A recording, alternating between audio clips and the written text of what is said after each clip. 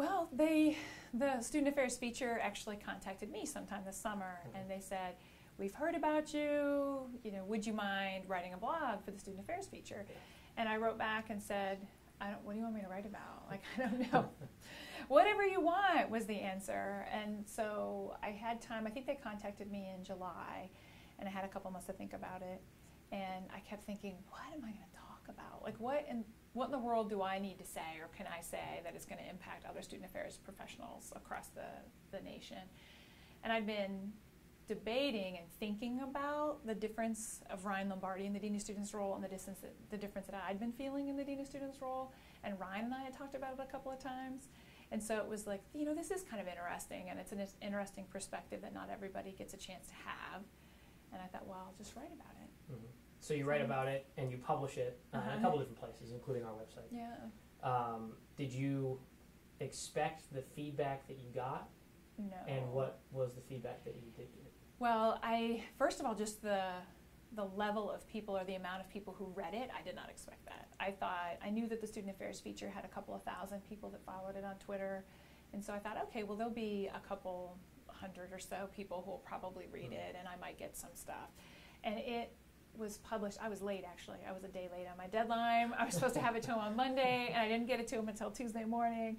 And they published it on a Tuesday morning, and all of a sudden my phone was just blowing up.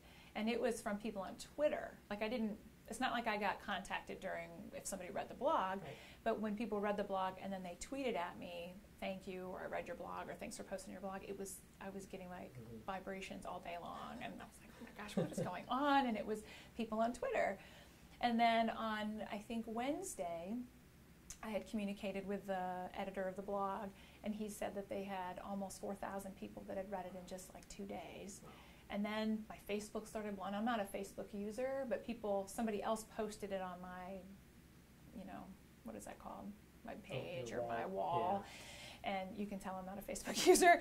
And then that started blowing up. And it was really all the comments and the feedback. So one, just kind of go back. One, I was surprised at just the number, the pure volume of people that were reading it.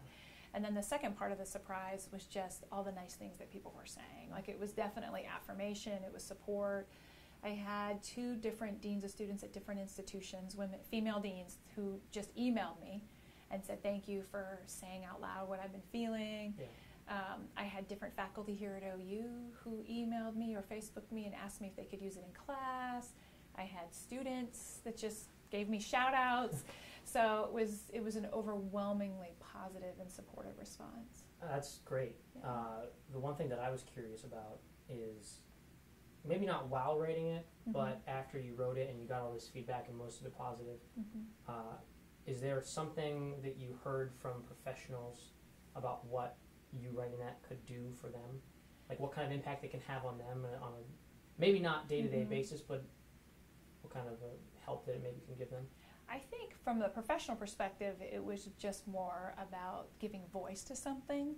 And so other professionals saw it as wow, it just validates something that I'm feeling that I always wondered, but I wasn't really sure. So it was more of a validation of using their own or finding their own voice.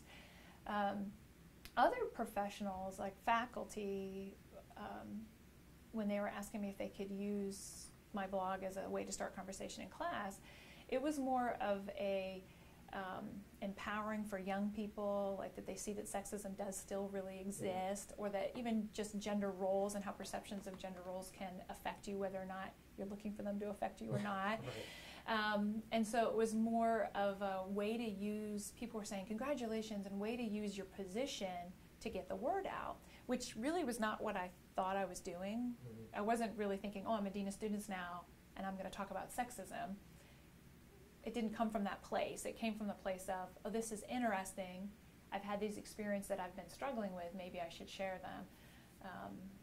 I didn't think to myself, oh, I'm going to use this new position I have to try to influence or change the way that we perceive.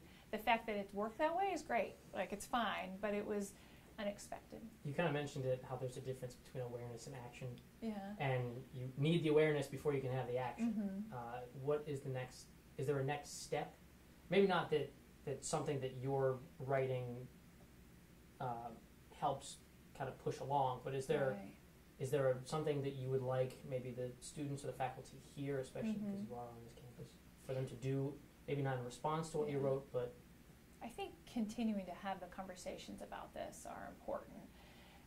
We've had a pretty interesting first couple of weeks of the semester with conversations about the blurred lines and the Marching 110, conversations about inappropriate Twitter usage, conversations about the rape culture at Ohio University, and images degrading women, you know, on signs welcoming people to campus during the first weekend. And so if my blog have helped people empower themselves, or at least continuing that conversation that I think that we need to have as an institution, that is great. Like, we need to continue to have this conversation and look at the way we treat more than 50% of our population with a critical eye. Then I feel like that I'm making a difference, even if it's a small one.